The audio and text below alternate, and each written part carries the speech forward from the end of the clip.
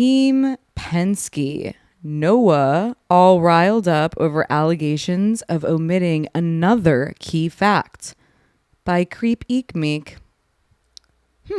What do these men have in common? Hi, you're watching ePredators Daily. I'm your host, Alexa Nikolas. Let's digest.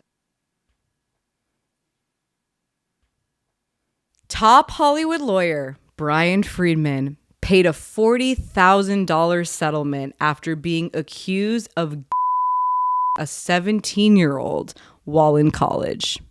You don't say that there was no damage and then write a check for $430,000. So the best evidence that there is damage is the actual check that's written. Let's just say I won't be hiring him anytime soon. The only person who's still willing to sit courtside with you is that guy. And I don't think he has... Jeremy. Yeah, you and Jeremy. Zimmer, whatever his name is. UTA. I want to read this article. In 1986, Friedman, then a student at University of California at Berkeley, and two other members of the Zeta, Beta, Tau fraternity. That's right, he's a frat bro. Real trustworthy. Were accused of SAing and a 17-year-old in a complaint filed in the Superior Court for Alameda County. Friedman and other defendants didn't respond to requests for comment on the lawsuit. Shocking. The 17-year-old plaintiff and a friend attended a party at the UC Berkeley Fraternity. Tau Kappa Epsilon. Sorry, these frat names are really intense. Tau Kappa Epsilon in October 1985, according to court filings. The plaintiff was in high school at the time. She was dating a student at Berkeley who also attended the party. Insider isn't disclosing their names, which are listed in court documents, out of respect for their privacy. I actually got told by Ethan that they were going to have to show up and literally fly to to knock at the victim's front door to get a statement from her to publish the story. And here we have Business Insider literally saying we're protecting their privacy completely. Rolling Stone, you suck. Even if you're not in bed with JJ, that alone really offends me. You should not have to bother a survivor over 30 years later with this when you have an actual under oath deposition of the victim, etc. Sorry, I just had to say that. In the court filings, the plaintiff said she unexpectedly became intoxicated after drinking punch she had been told was non-alcoholic. She said she left Tau Kappa Epsilon by herself, planning to sleep it off in her car, but soon decided to return to the party. As the teenager was walking back toward Tau Kappa Epsilon, she said she encountered Friedman and one of his frat bros, who she said offered to escort her back to the party. She said that instead of taking her there, the men brought her to the nearby Zeta Beta Tau fraternity. The next thing she said she remembered was waking up in a strange room with two men her, according to her deposition. I guess I passed out or blanked out or something, and I woke up again and I was on another bed with Friedman. The plaintiff said in the deposition, Friedman, she said, had already taken off my and was starting to have with me. The plaintiff said she didn't know where I was or what to do, and just remember being scared, so scared that I couldn't move. Since I know you're watching Bryan Freedman, I think you should listen and remember. The teenager said the two other male college students then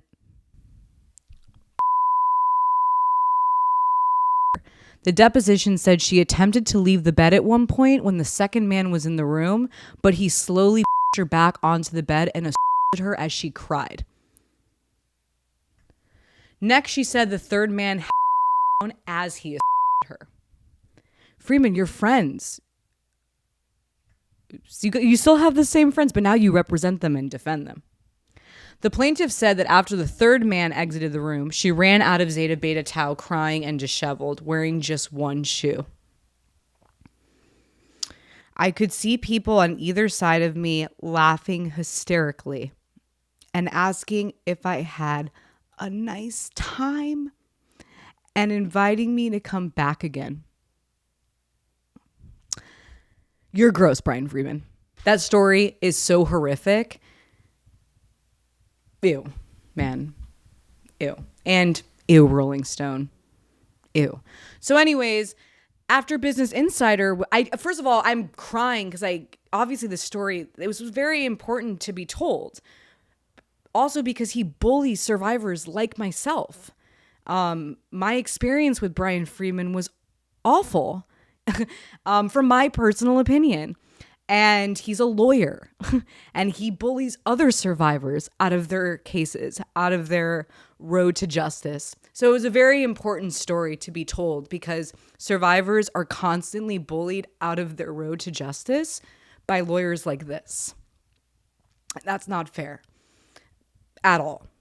So I was crying. That was really crazy to read. And then obviously I sent it over to Ethan Millman, and he, you know what he says? I'm going to tell Jason about this. I'm not kidding you. That's all he's ever said every time I told him about a story that was coming. He just said he was going to tell Jason. He told Jason, and I guess eventually the story came out, like, I don't know, after Daily Mail. Daily Mail did it.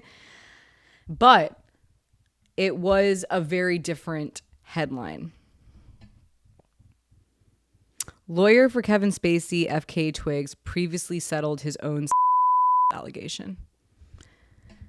So anyways, the article finally came out after, I guess I started talking to them in July. It came out in November after LA Mag did it and after Business Insider did it. And honestly, I was just done with the whole process of it. And I moved on until March 21st. Okay, so a long time has passed since my days with Rolling Stone. There were days where I definitely doubted my own, like, opinion or sanity around this whole thing because they really put me through the ringer, Rolling Stone. Like, really mansplained everything to me, made me feel like I had no idea what I was talking about, that Noah is this, like, unbelievable bulldog, basically, who goes up against all the bad guys, and he would never, ever cower down to, or whatever the word is, like, submit to Bryan Freedman. I get sent the infamous NPR article about Noah Shactman. And honestly, it's so gross that I can't believe I believed any of you guys for a second because of how disgusting this story actually is.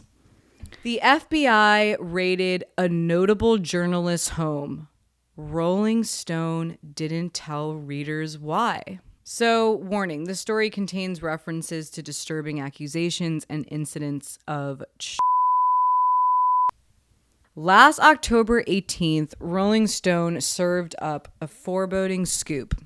The FBI had raided the home of a renowned journalist at the top of his game months earlier, and he had disappeared from public view. It should have been a coup. Instead, acrimony inside the newsroom over how that scoop was edited led to accusations that the magazine's brash leader pulled punches in overseeing coverage of someone he knew.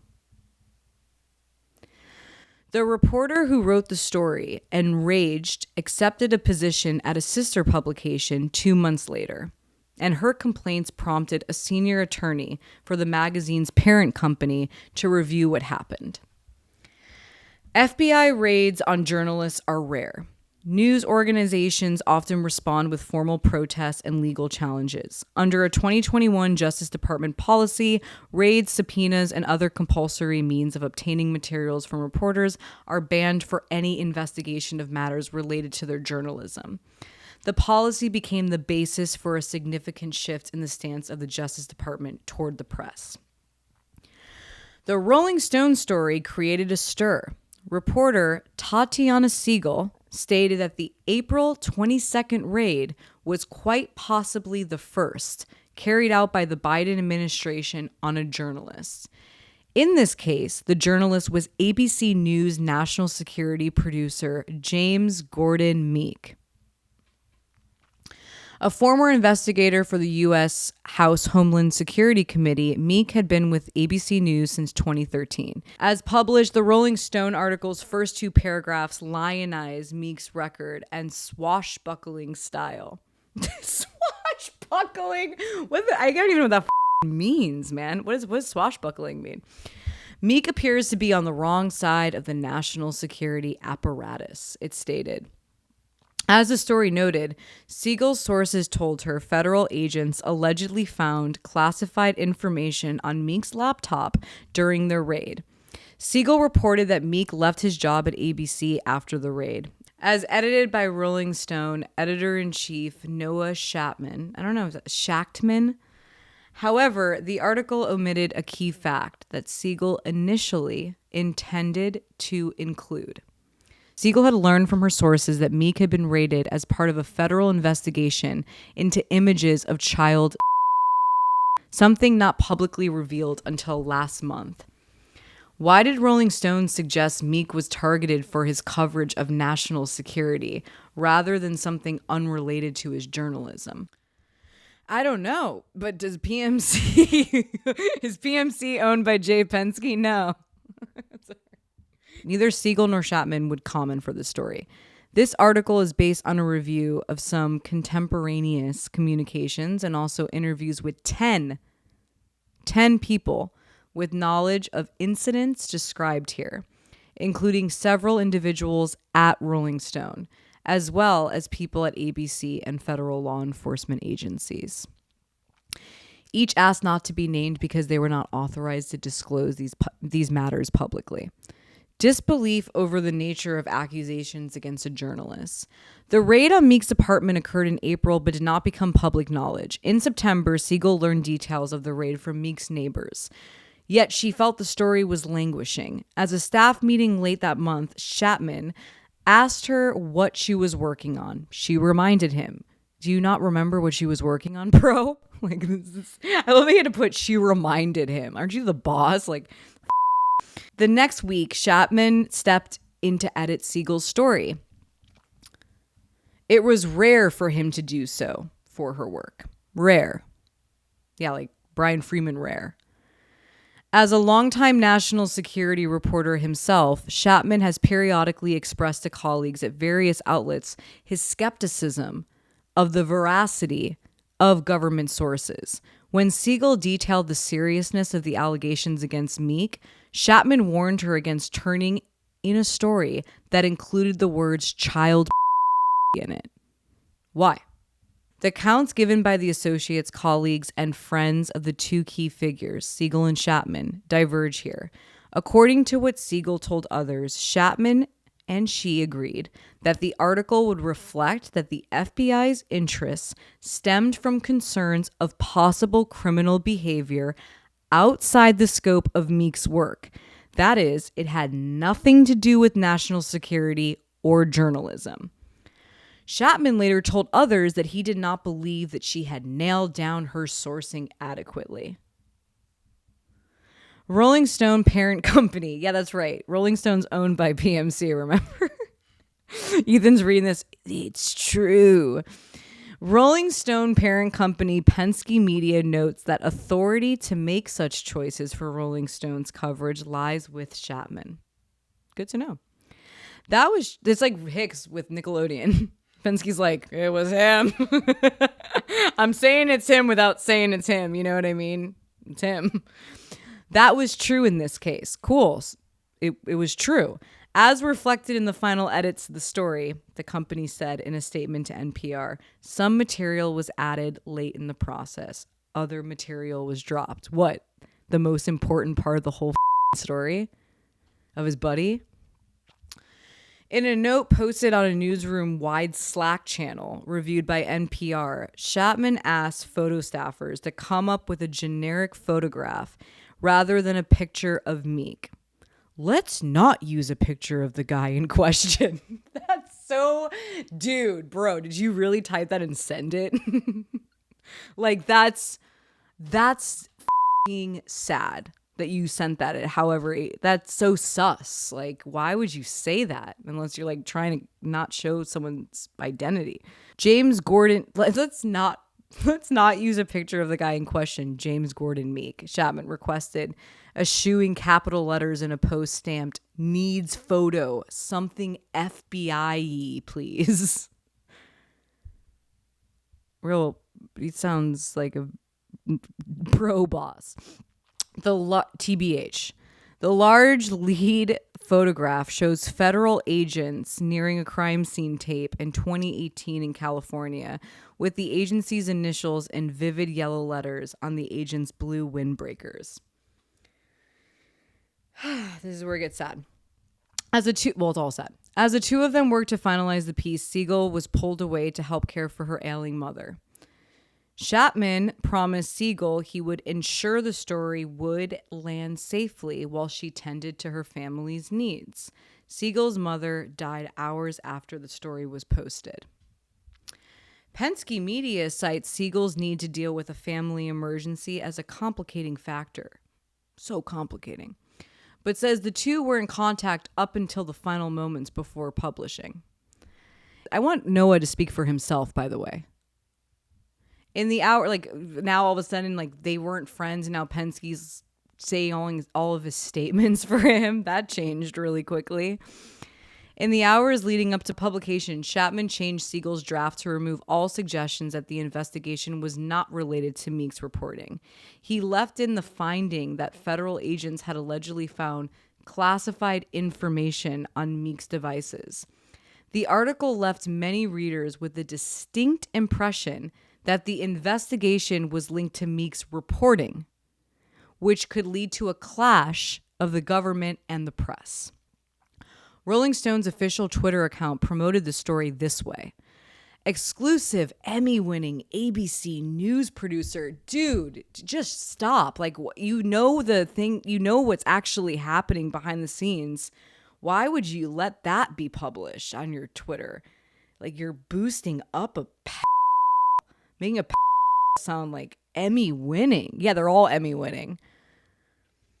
Exclusive Emmy-winning ABC news producer James Gordon Meek had his home raided by the FBI. His colleagues say they haven't seen him since. The tweet's thrust was echoed by WikiLeaks. Oh, you're like trying to make it look like the government like kidnapped him for like his good journalism because you guys are all such good journalists over there. You guys suck. All of you. One of you's one of you's covering up for the other. Like, this is, I understand now what he was doing. That's crazy. So colleagues and friends say Siegel said she didn't know of the changes to her story until it appeared online. Associates characterized Siegel as infuriated, I would be too, by what she considered Shactman's interference in the independence of her reporting. Yeah, Ethan, where are you at? Where's your infuriation? Like, crazy. On February 1st, the Justice Department unveiled criminal charges against Meek related to images of child.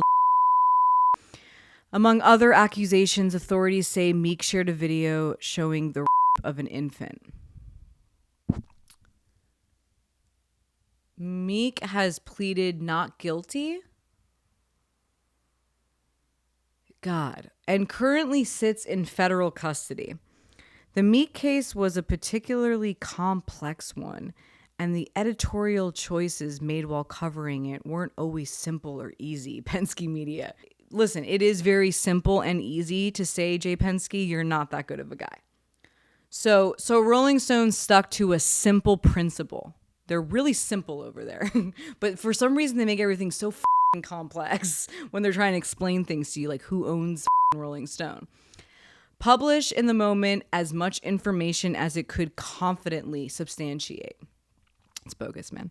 In my opinion, it's bogus because we had public court documents. Like, there was way more than enough to publish that article, and something went awry.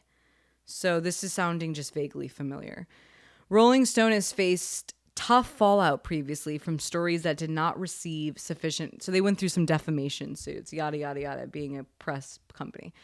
In its statement, Penske Media said that as editor-in-chief, Shactman makes the final call on the use of anonymous sources and background material. It noted that the magazine posted Siegel's subsequent stories about Meek, including the revelation in December. Okay, and here's where Noah should be known for this. An editor who travels in the same professional circles as his stories focus.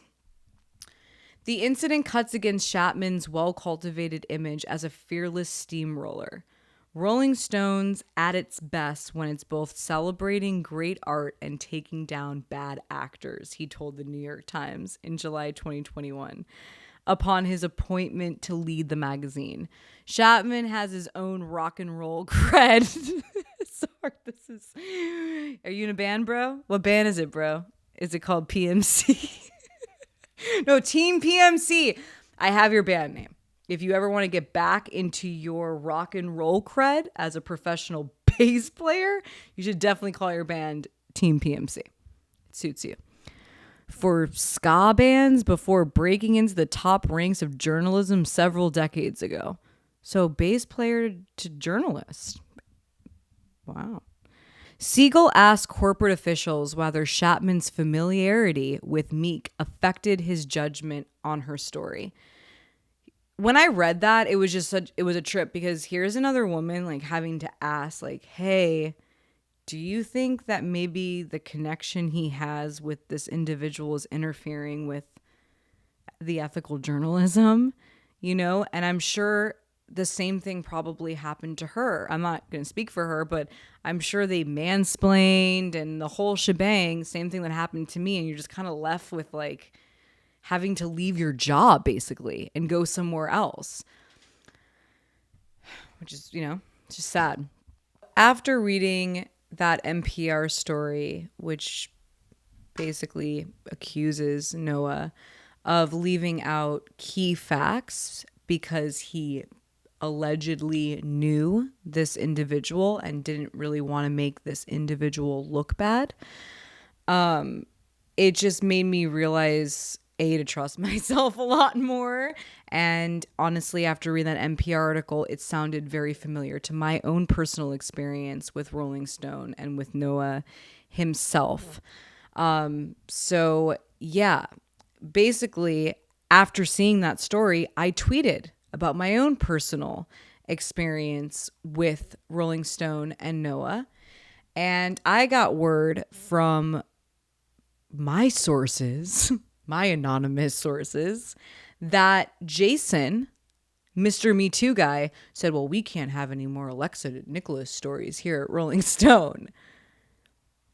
Which is, wow, guys, like, round of applause for your maturity. You're sounding a lot like Mr. Russell Hicks and Dan Schneider when it comes to how you guys handle, I don't know, accountability of any kind.